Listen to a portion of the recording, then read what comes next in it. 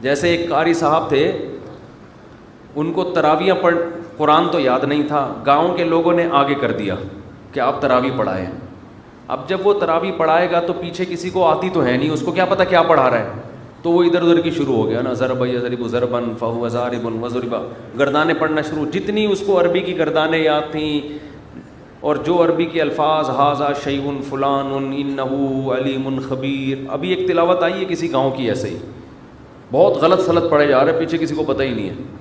تو اب یہ پڑھا جا رہا ہے ھذا فلان، تھوڑی بہت عربی آتی تھی. ایک دن تراویح میں کوئی پڑھا لکھا آ گیا عالم، اس نے پیچھے سے لقمے دینا شروع کیے. اچھا، اس تراویح میں امام کو پیسے ٹھیک ٹھاک ملتے تھے، 2-2.5 لاکھ روپے ملتے تھے. تو اب وہ پیچھے سے اس نے جب لقمہ دینا شروع کیا ہے تو یہ کہتا ہے امام، یا شیخ اسکت نصف لی و نصف لک، خاموش ہو جا، آدھے تیرے آدھے میرے. عربی میں اس کو کہہ رہا ہے چپ کر کے کھڑا رہے، آدھے